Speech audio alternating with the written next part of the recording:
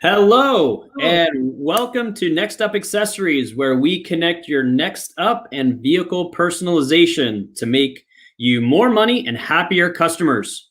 I'm David Stringer, and I'm the CEO of Insignia. And you're probably asking, what is vehicle personalization? Well, it's a proven methodology to present vehicle customization to your customers that will increase your paycheck, give customers the car they want, and skyrocket your CSI. Guess what? Next Up Accessories just got its own accessory, a new format. Like everybody else in the auto industry, Insignia is adjusting to these new times. What doesn't change is our desire for dealership success. And whether you engage us online or through social media, we are here to help you and make you successful. For more information about vehicle personalization and see what Insignia is all about, check us out on our website, insigniagroup.com. If you are an Insignia Group customer joining in, watching our show, thank you for your business. And remember to check out our blogs, which is on our website. If you haven't subscribed to our blog, do that today so you are kept up to date. Little segue, it's amazing to me. Sometimes our customers say, I didn't hear about that. Do you subscribe to our blog? No. Well, then that's why you didn't hear about that. So subscribe to our blog and you'll hear about that. Or engage us on social media. I can't wait to share with some of our guests today because one of our guests is on here today because he was so prolific on our social media. So can't wait to talk to him. I want to give a big shout out to the tech team of Insignia who have brought together these two things, our webcast and our podcast. So from the top, thank you very much, Cameron. He is currently backstage operating all the technical things. That's why you're going to have a better show today because I'm not running it. So thank you, Cameron, Saxada, Shay, Tim on our team, Whitney, TJ. Don't think I've left anybody out, but we've got a great, strong marketing team that makes all of this possible. We also want to thank Side Hustle for the use of their song, Work With What You Got. That's a funky tune. And yes, James Moxie Drift, it is a very funky tune. I see your comment on the show. So check out Side Hustle at sidehustletheband.com. And now let's dive into our next episode, our first episode here. So we've got a full house that I'm going to introduce our guests very, very shortly. But first, what I thought I would do is continue on what we did in the live casts for Are You There to talk about our some best practices, right? So a little bit of a recap of where we are and then a best practice. So Cameron, sir, will you take us to my first slide? Look at that. So I'm going to call this chart the Don't Talk to Me chart, right? We are getting a little bit of this in the marketplace right now. And I saw this back in the emerging from 2008 and 2009 when we had cash for clunkers. And so it seems to me that there is this sort of spectrum of when dealerships will tune in and think about how to grow their gross profit through vehicle personalization. And it has a lot to do with kind of what's happening in the marketplace. There's this spectrum up at the top. Hey, I'm way too busy. I'm selling cars. I'm way too busy, way too busy. So, I'm not really interested in vehicle personalization right now. And then at the bottom of that spectrum is, oh my God, can't you see the sky's falling? Get out of my dealership. They don't want to talk to us, right? So right now, I would say that we as an industry are in that red zone kind of at the top. Seems that the last 4 weeks have been on fire in the car sale business. What we're hearing a lot is that we are selling more cars with less people. We're doing a lot more online. We're doing a lot more of the process before the customer even comes into the dealership, and we're doing more with less. So don't talk to me. Way too busy selling cars. And I think we have emerged very quickly from the can't you see the sky's falling? So we went from there to the top of the spectrum very quickly, and that's really evident in what we've seen in car sales. So I'm going to show you kind of the effect of this chart when your dealership potentially says, I'm way too busy for selling cars, or my God, the sky is falling, don't talk to me, right?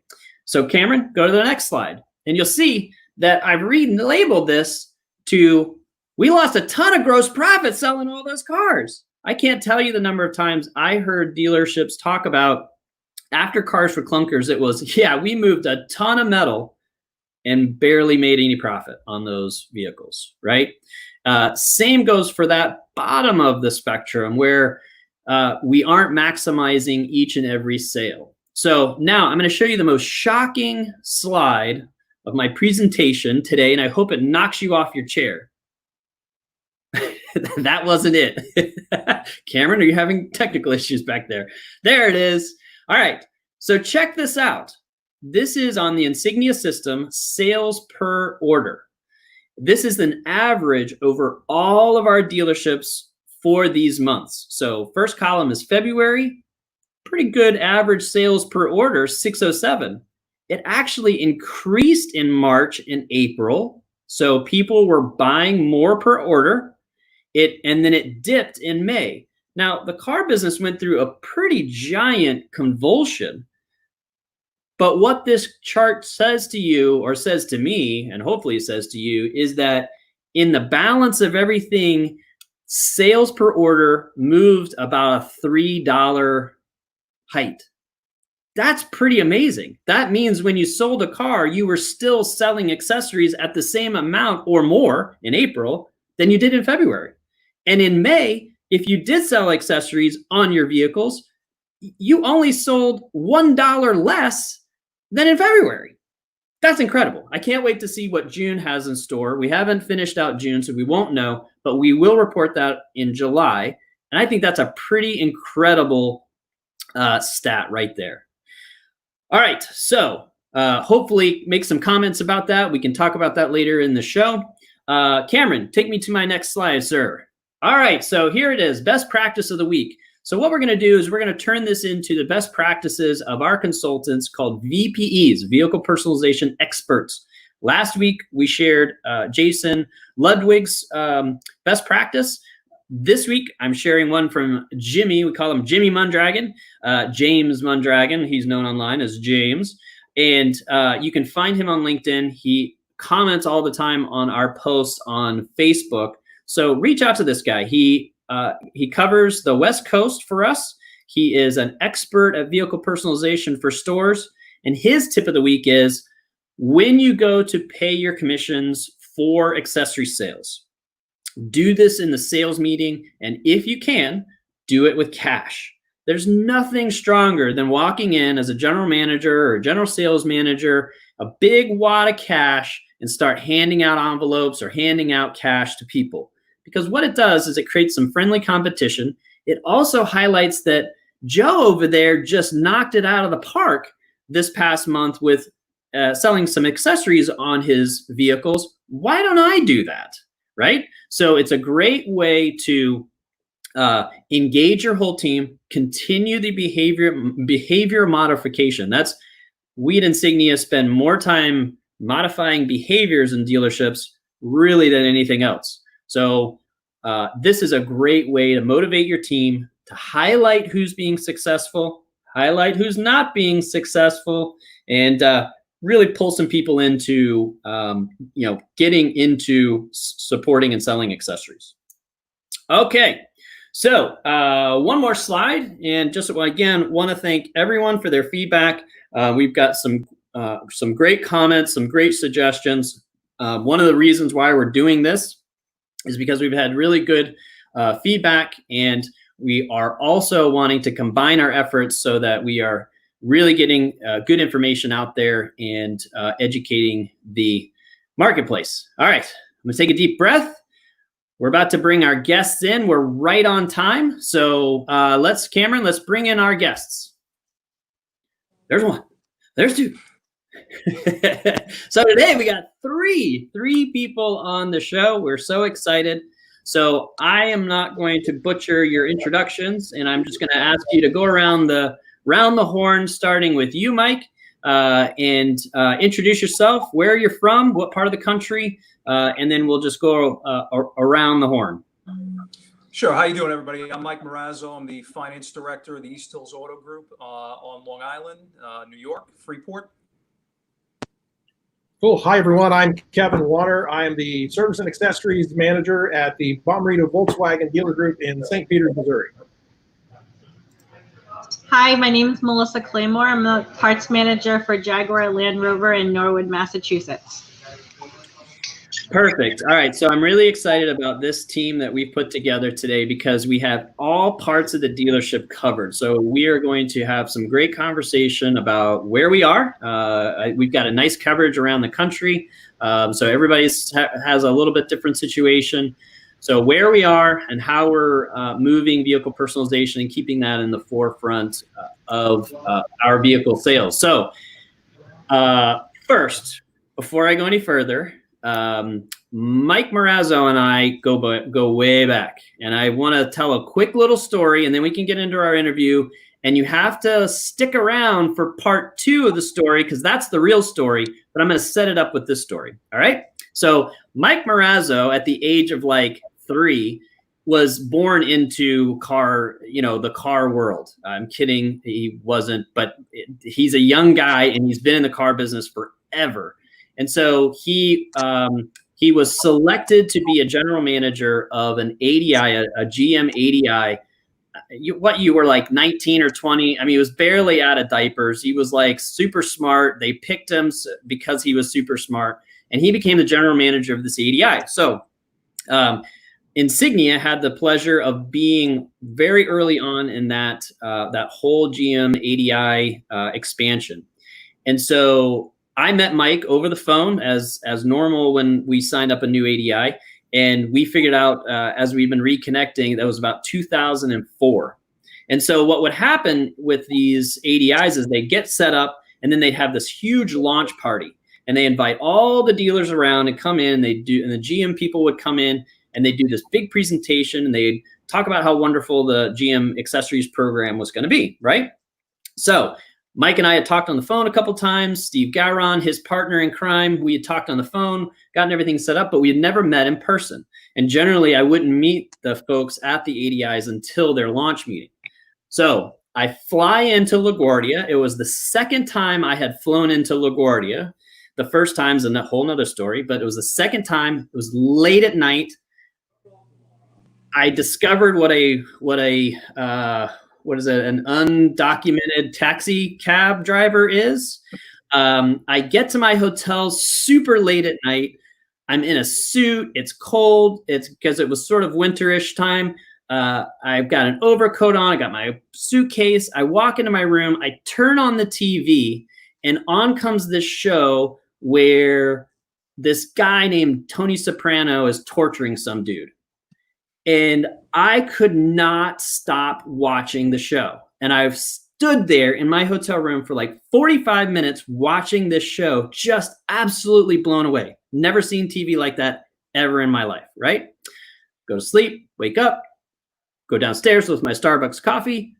There's Mike Marazzo. And I knew it was him as soon as I saw it. We hadn't seen pictures, but here's this tall guy, skinny Mike Marazzo, walking at me, slick backed hair. I'm like, oh my God, that's Mike Marazzo. I can just guarantee it. He walks up and he goes, Dave, how you doing? And so we became extremely fast friends right then and there. And we affectionately started calling each other City Mouse, Country Mouse. It was very fun. So we go into so my story's almost over, I promise. We go into the launch meeting, and I said, Mike, I watched this show. Have you ever seen it? It's called The Sopranos. And he goes, Dave, forget about it. I live the show. Just you wait. Just you wait. And I was like, okay. Well, about 30 Tony Sopranos come walking through the door with their wives, and there was so much leopard print in that room, and white boots and fuzzy, collars. I was blown away.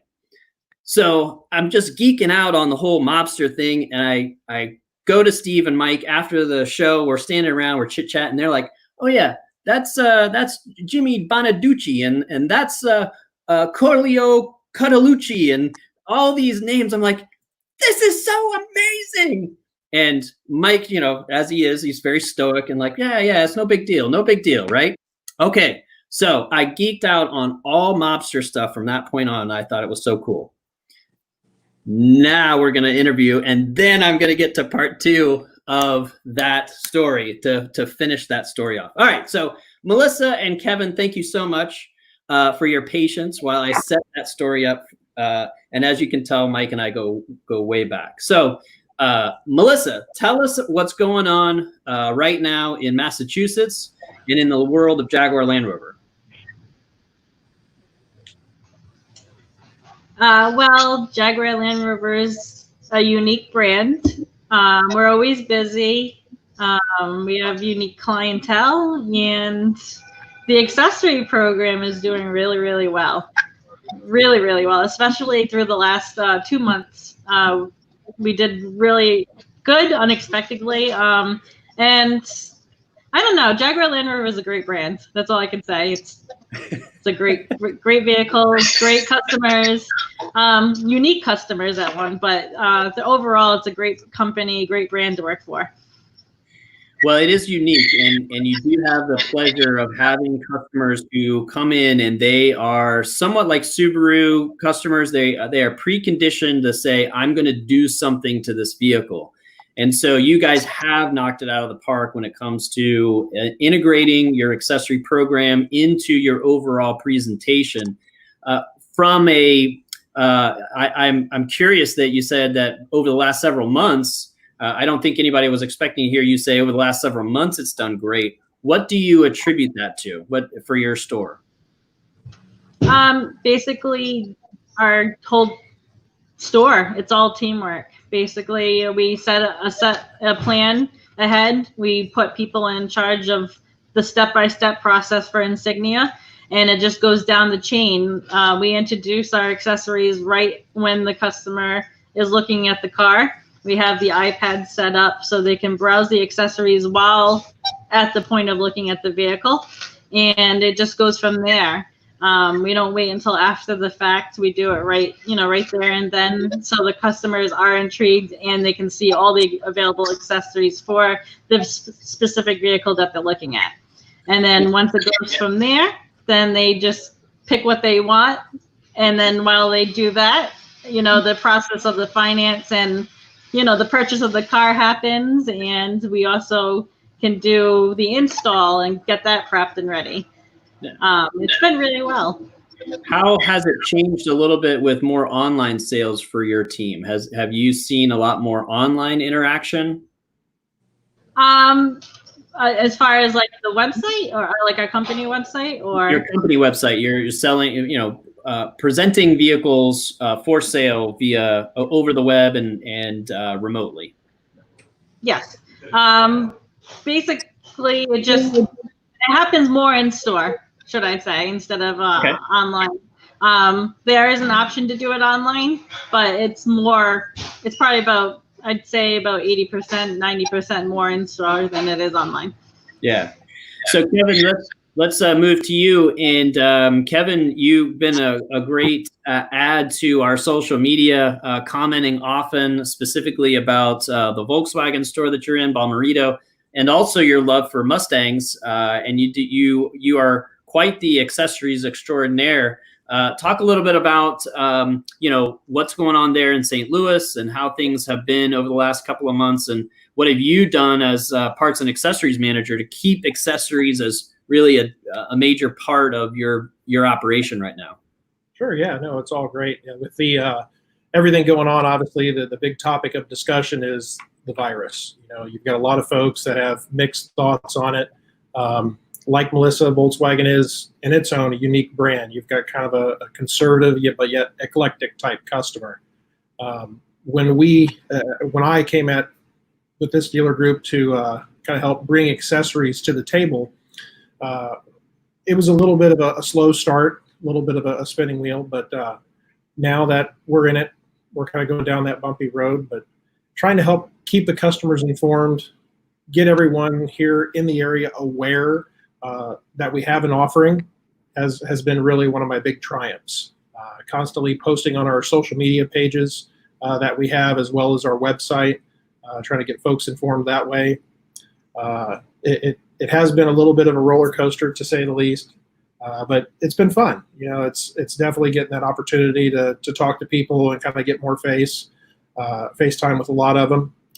We have coming up, it's been pushed from, I believe it was April, then to May. Now it's moved to September, is going to be one of the local St. Louis import tuner showdowns. And what a great way to, help display what we have to offer by taking some of our customized Volkswagens up there and showing some people what we've got. Nice. Having a big background, like you'd said, in the Mustang community and with stuff that I do outside of the Bommarito group, I've got a lot of experience in the car show realm, being at events with, a lot of the display type aspects to really get the voice out there. Yeah, nice. And Mr. Morazzo, City Mouse, tell us a little bit about your situation and how things have played out, because you've had a pretty unique experience, I think, from our last couple of conversations. Yeah, it has been definitely unique here in New York. I mean, I really don't know how the rest of the country has been affected by COVID and how it's affected dealer operations, but effectively I think it was right around the 23rd of March, we were effectively shut down. We couldn't sell any cars. Parts and service was deemed essential, where they were allowed to stay open. And we did see some activity where we were still writing, we usually write 45 or 50 cars a day. We're about 150 car showroom here in Freeport, which is one of our 5 locations. We started to tail off as time went on. So what happened was we ended up having to shut the whole dealership down for about 3 to 3.5 weeks, where we weren't here. It was very eerie to be here and have no activity going on in the middle of the week.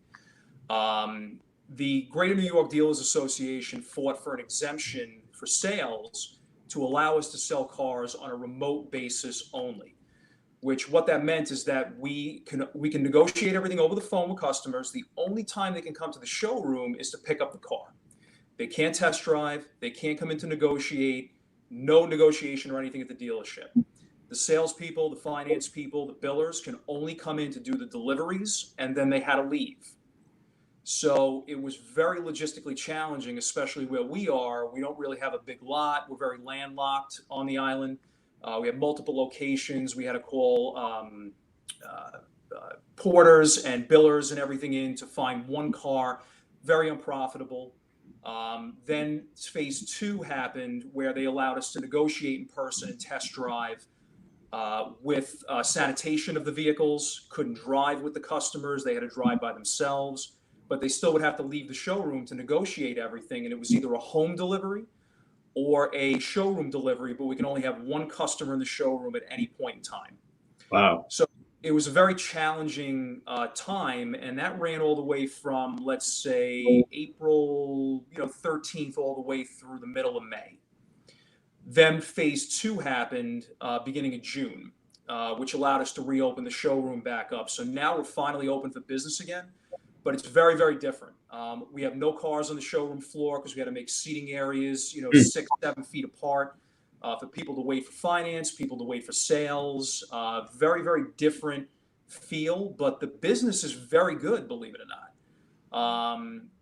We're finding that we felt we were going to kind of creep out of this. The new car volume is off a little bit, but used car volume is way up. We're selling quite a few used cars, and a lot of that has to do with people who don't want to take mass transit anymore because they're confined now. They're 3 inches from people on the train, on the bus. People who haven't owned cars in 15, 20 years are coming in now to buy cars who commute to the city every day.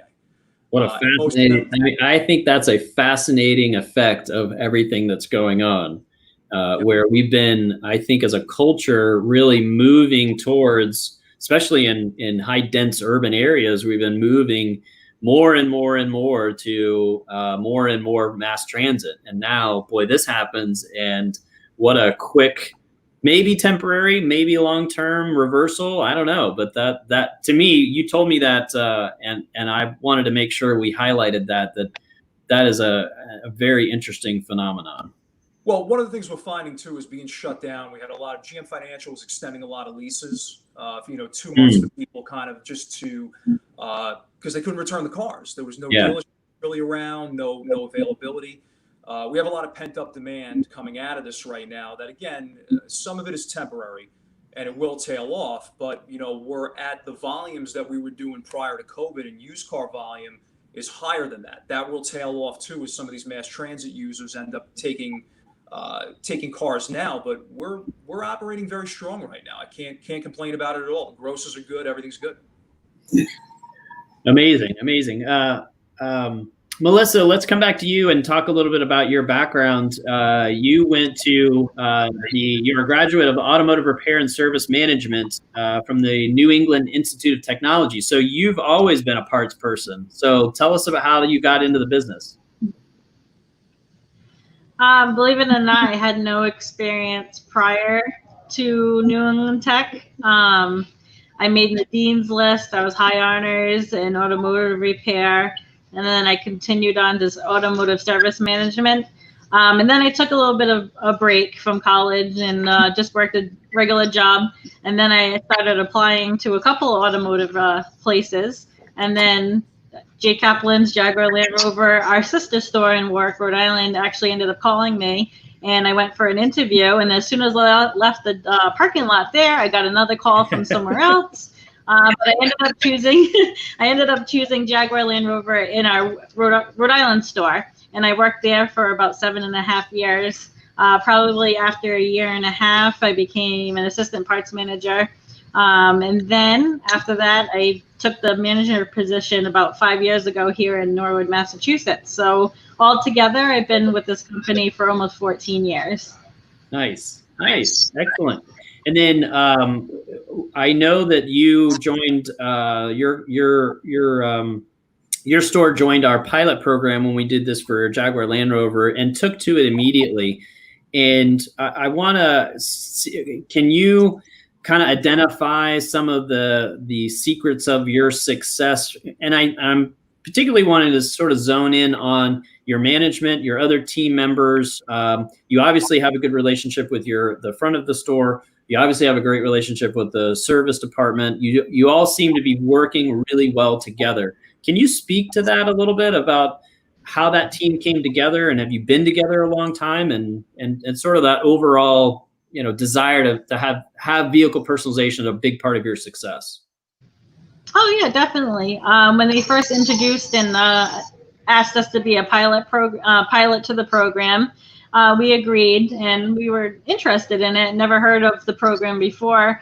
Accessories have always been a little bit of a struggle. I'm not sure with other manufacturers because I've only been with Jaguar Land Rover. But accessories for Land Rover are always great, but on the Jaguar side, there's not much accessories available for the Jaguar cars. But as soon as we were offered the pilot program, all the managers in every department sat together.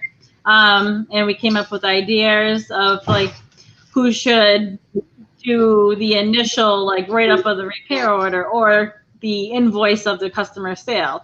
And then once we do that, who orders the parts? And then who receives the parts and communicates through the Insignia program, letting them know, parts are ordered, parts arrived, or if something's delayed. Once everything is in for the customer, we also choose who can dispatch the work to get it installed. And once the dispatch happens, they choose the technician. Technician installs the accessories, and then they communicate back to the writer, who closes the repair order and also closes the fulfills the order in the Insignia program. So amazing coordination. Clearly that, again, gives you some visibility to the team that you've got there that really came together, worked to put a process in place. We always say it's always a great thing to sell something in the showroom. Now what? What do you do now? Who gets the part? Who puts it on? How do you get it shipped? How, all of those logistical things to make it successful. And clearly your team has the sort of the right stuff that brought it together, made it very easy for you all to be successful. So that's great. That's awesome. Kevin, in the VW world, you're right. It's another world of accessory sales that is really defined, I think, by the OE versus aftermarket, and a lot of very and I see this also in the Jaguar Land Rover space. To be honest, it's one of those cultures where you do me wrong once, you've always done me wrong, and I will never go back, right? And so in Jaguar Land Rover, we really had to sort of unearth a lot of the pain that has happened over the years, trying to have an accessory program that just couldn't quite get the right stuff to the right people in the right places. I think VW is a little bit like that. They've gotten tremendous. We work very closely with them, and since I've been working with them, they really have it together on their corporate side.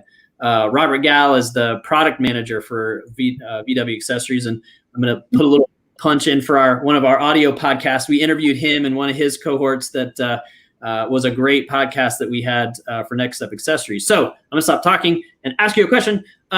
Kevin, talk to us a little bit about the challenges that you've had to face with VW Accessories, how you've overcome that, and how you've balanced, sometimes what the customer wants versus what you can deliver.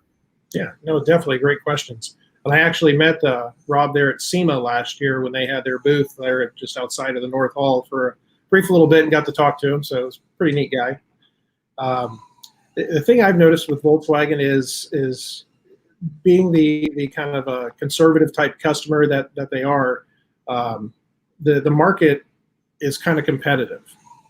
Whereas GM, you've got GM Performance Accessories, Ford, you've got Ford Racing or Ford Performance. You don't have a Volkswagen major performance team or I should say accessory back end. Granted, there's huge influence with Tanner Faust and stuff in the racing, but that's about it. A lot of the OE type accessories they offer are all made by other companies like Thule and what have you. Mm-hmm. So we have that kind of online competition where, a lot of folks will look online, hey, I can see this cheaper here, what have you. We're fighting with the kind of map pricing program that's out there online. So we try to bring the value in what we have. With the display that I've set up, which compared to other manufacturers, I kind of went with that thought process in how I set up our showroom display. But I really wanted to kind of hit the home run with each of the customers that I get the opportunity to talk to in addition to the sales team or the service team. And we kind of make it a more personal experience and cater it around them, the customer. In the dealer import tuner type market, with the lowering and the custom wheels to that regard with a lot of the cars, I kind of feel with Volkswagen, in the short time I've been with them, it's going to be steering more towards that overlanding type crowd. The slight lifts with the Tiguans or the wagons that share the same driveline, the Atlases and the Crossport with the roof racks and stuff like that. So we're really trying to have a catering around that experience in itself.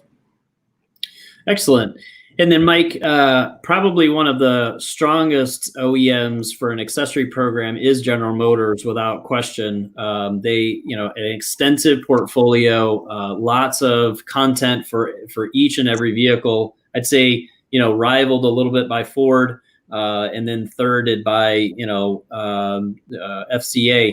So talk about the culture within GM and talk about how accessories still plays a big part, even after your ADI days when you went into finance, how that continued to remain a major part of the GM strategy and I'm sure as a strategy for your Chevy store.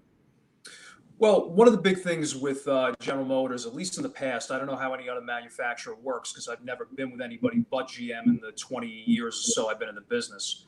The biggest challenge was getting anything. Obviously, spot deliveries are a big thing. You want to deliver people immediately. You want to have accessories available on the shelf and parts, or at least next day, maybe second day, something like that. If you're going to put a delivery off, General Motors process back when I was a parts director before I got into finance was just terrible. Everything was shipped direct from the manufacturer. 7 to 10 days to get anything if you're lucky. And the outside aftermarket business was eating GM's lunch, at least in this area. I don't know about any other area. But then when the ADI came around and I was offered the opportunity to partner up with Greg Williams, the owner of Huntington Chevrolet, to do that, I saw a great opportunity. So now we have a centrally located warehouse to Long Island and the 5 boroughs, which is the market that I'm in here. And you had next day delivery or installation on any accessories that were housed at the ADI. And at the time, we probably had about $600,000 to $650,000 worth of inventory between wheels and steps, bed liners, etc. Slow ramp up to get everybody on board took years. You still have people that obviously fight it to this day. But it allows us now on the front end, now that I'm on this end, to be able to sell confidently, knowing that I'm going to be able to get something, I'm going to be able to deliver on it. We're able to buy at dealer cost. So the ADI is basically getting 20% markup from their markup to dealer cost. They're delivering to our parts department. They're marking up their internal markup, and we're installing it in the shop. So we can sell and finance now confidently, knowing that we're going to be able to get these items, and they have a very extensive portfolio. Wheels, electronics, DVDs, remote starts, things like that. It's funny. One of our well-known friends, Dave Vinny Bain, he had always said over the years that today's options are tomorrow's standards. Yeah, nice. Finding that now that the portfolio is shrinking a little bit as the cars have more and more items installed on them, but they're coming out. GM's being proactive and coming out with additional items that might be newer and cutting edge that we can put in these vehicles. But yeah, no, it makes it a lot more confident where we can do that. We do stock quite a bit. And I guess my parts background, my parts manager is actually very good with that, Heather. I'll sit with her and give her an idea of what I think we need to keep. And she, will go with me. How many finance people do you know can do that with a parts manager? So, we have a pretty good relationship here, and it works out very well. So yeah, it's definitely, we're underperforming here in accessory sales, but when I got here, I said it was something I was going to take on eventually, and it's getting to the point now where I can get to that point and put a process in place. Yeah, nice.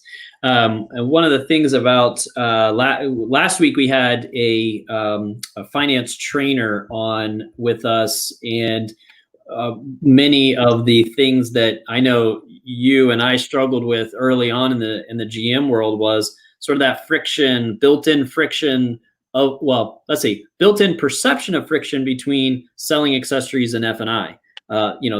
Don't put a hard ad that'll take away from my, soft ad, blah, blah. Yep. So how obviously being good with accessories and having so much knowledge with accessories, how are you able to help your sales team kind of overcome that trepidation? Because boy, if I'm a salesperson and I know my F&I director doesn't like accessories, I ain't gonna offer accessories, because I'm not gonna bring a deal in there and get my head chopped off because it's not what my finance director wants. So how did you help your team kind of get over those types of things and say, no, bring it in? Well, one of the unique things, at least in this market, that I found out when I was setting the ADI up and even now, is that the salespeople really don't get involved in the accessory sales process. Okay. Really, the finance department are the people that offer all the hard ads and soft ads. And when I was going and doing all the conquest meetings with all the dealers, it was very interesting that the dealers would immediately just say, go see my finance manager. Wow. They would just have it in that area, and that would be it. And the salespeople were paid off the back end, which is nice. For example, in our group here, we pay 10% on any finance profit, which is accessories, soft ads, warranties, reserve, which is a very high amount. Most dealers in this area are paying, 6-7%, let's say, on the back end. Some don't pay at all, which I never really understood, because then it's just complete animosity between sales and finance, and everybody's going for their own amount, their own bag, let's say. Right. But we give a generous amount on the back end. So one of the things I know that I've seen, running the ADI and up, getting it up and running, was that different parts of the country have accessory managers. And again, Kevin, forgive me if I don't know exactly how you fit into the process at your store, but there were people that would see the accessory manager before seeing the finance manager, and they will go over all their personalization options and then see finance. I'm not sure if that's exactly how you guys work down there.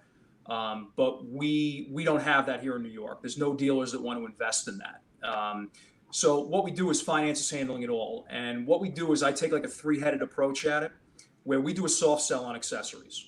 One of the big things that I've always been a proponent of is having like a tri-fold menu of the available accessories, warranties, things like that, starting at $12 a month, $15 a month, whatever it may be.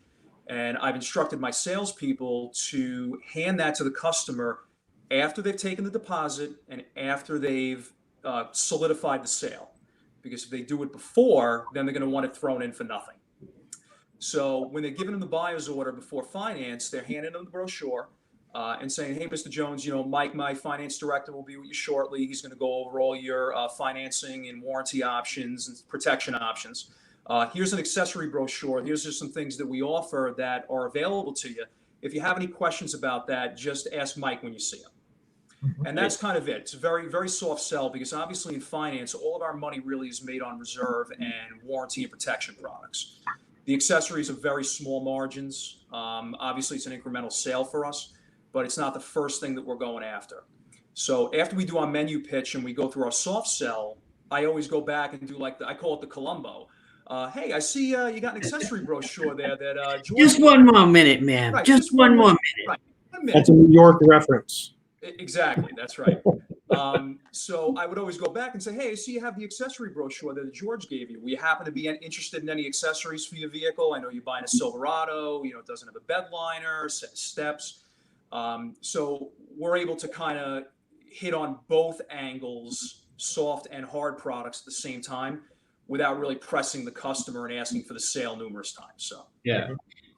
And I wanted to, you gave a great segue to move into a quick discussion with Kevin. Kevin, describe your process at your store, being the accessory manager there. How do you get all the turns? How does your process work? So it's, like you had said, Mike, you've got those salespeople that will fight you till the end of the day. I've got a couple of those here. It's not an uncommon thing. You've got just a lot of it stems from the ignorance about knowing a process or a product, so therefore it can't be good. It's not what we're used to, so we don't want to touch it.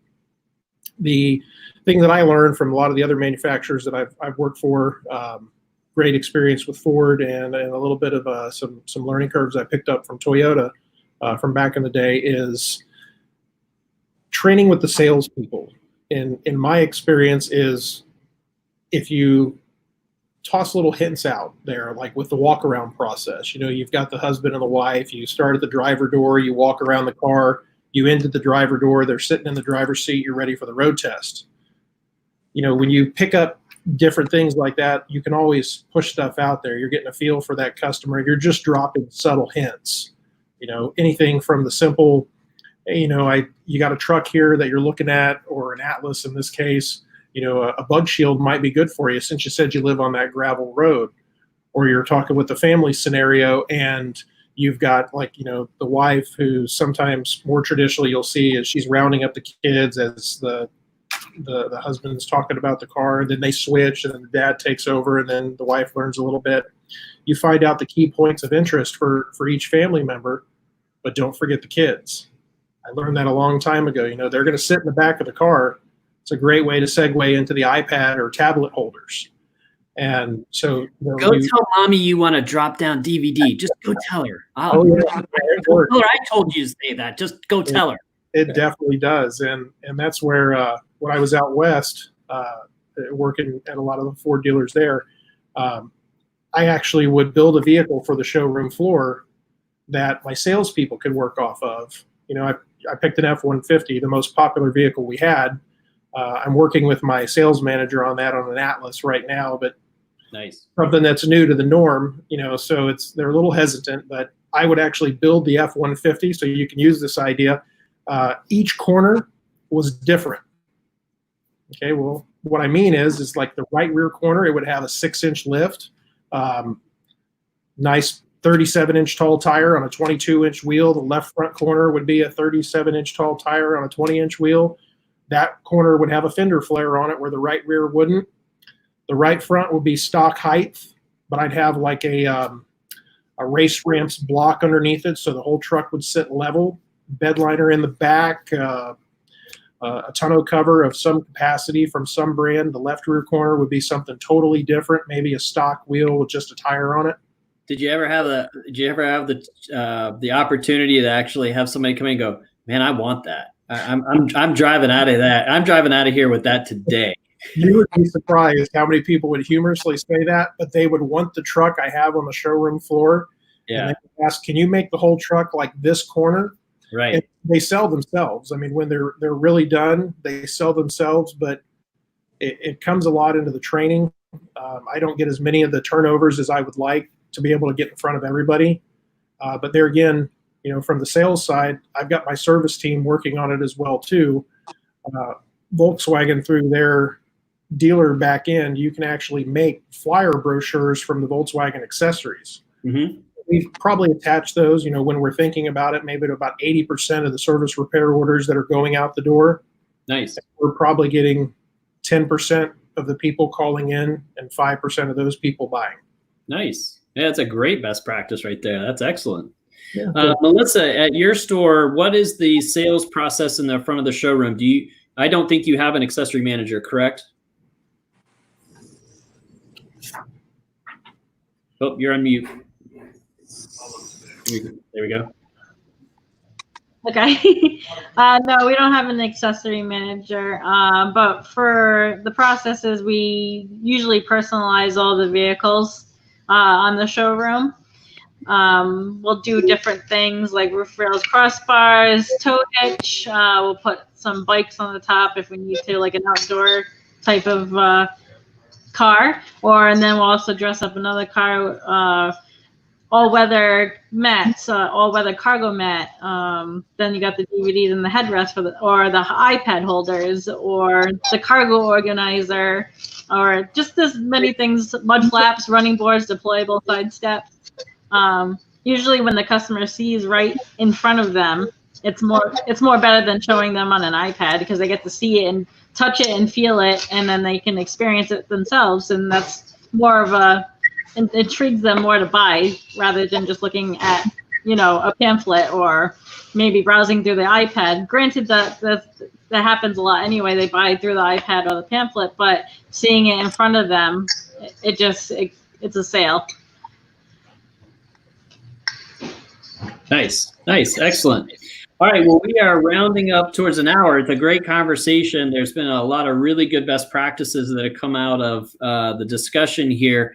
So I'm going to wrap up the show with finishing off the classic story here between City Mouse and Country Mouse. So I'm Country Mouse because I live in South Carolina.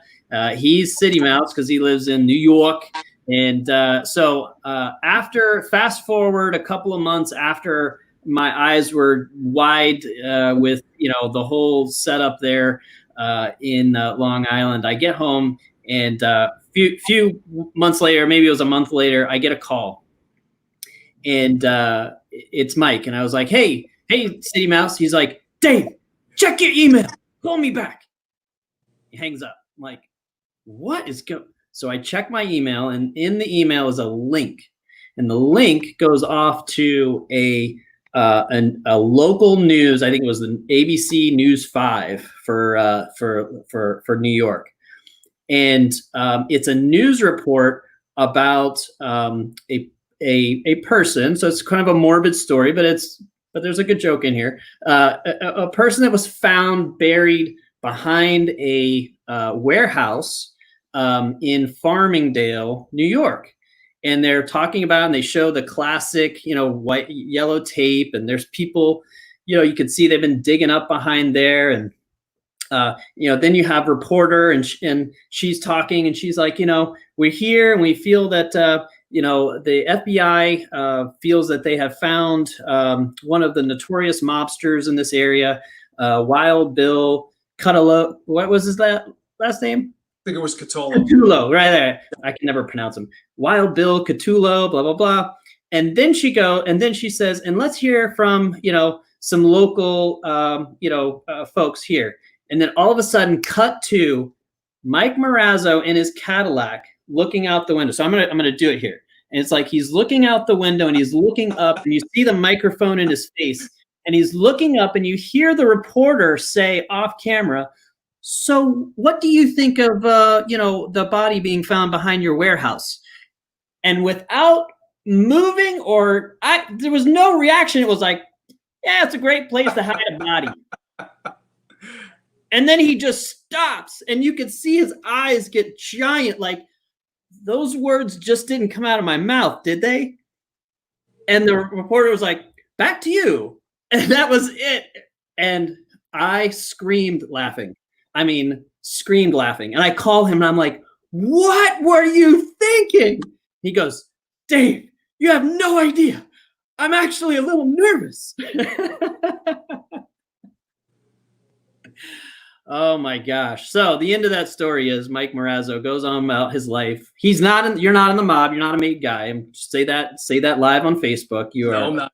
A straight up dude. I really admire you very much. And we have a great friendship, but that was very funny of, that reporter catching you off guard and like, it's a good place to hide a body. It was. Hey, Dave, this is one thing I wanted to just comment on real quick, if you don't mind. So yeah, please. Kevin, let me ask you a quick question. You were saying that you're not Sure. getting every turnover from sales. If you had to take a guess and say the percentage of turnover you're getting from sales, how much would you say you're getting?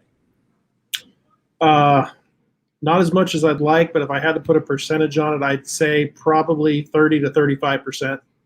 Okay. One best practice I had, which I don't know who's listening to the podcast as well, but in finance, we have a lot of the same problem. People who are paying cash, we don't get to see them beforehand before they go get a check. People who leave the showroom and then they're just coming back to take delivery, we don't get the FaceTime.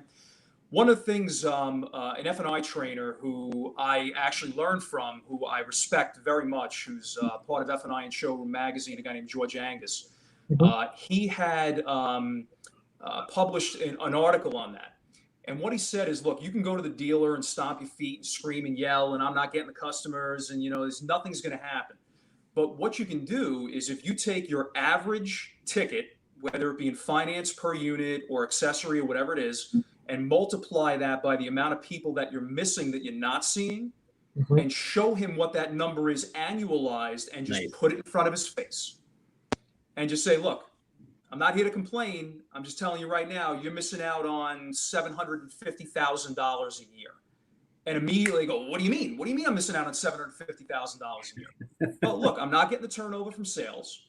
Here's the amount of people that I'm missing a month. Add my average amount that I sell on a ticket times 12 months.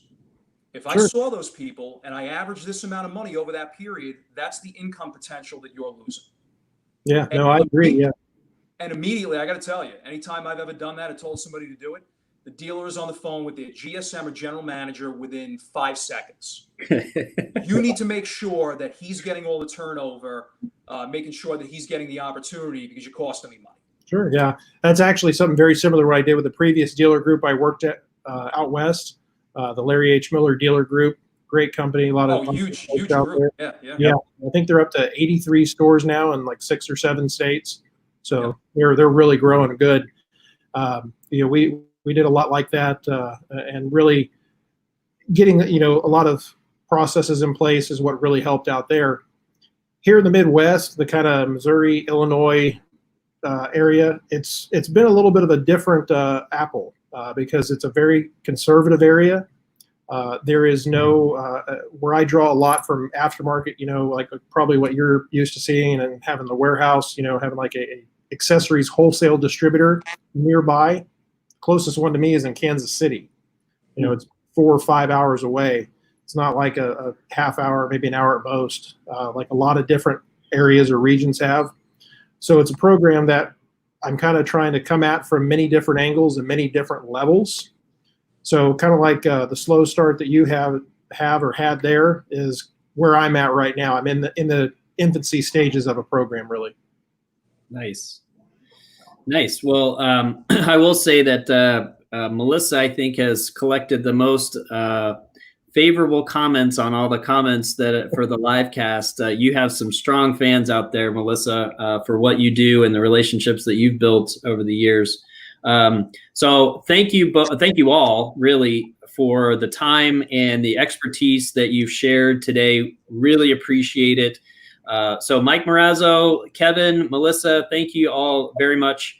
And Cameron, I think we're going to wind down the show here so you can take us to the close, and I'll ask you guys to hang out till we're off stage, and then we'll chat for a minute. So have a great rest of your week, everybody out there. Thanks for tuning in. Share, like, get the word out. These are great best practices that any dealership can use. So link to a friend, comment, let us know that we're doing the job here. So thanks very much. And this has been Next Up Accessories, where we connect your next up and vehicle personalization. Oh, I think Cameron was trying to play the music. Go, Cameron, go. There we go. So July 8th will be our next episode. We'll have another great group of people together to talk live, and look forward to our next show. So thanks, everybody. And Next Up Accessories out.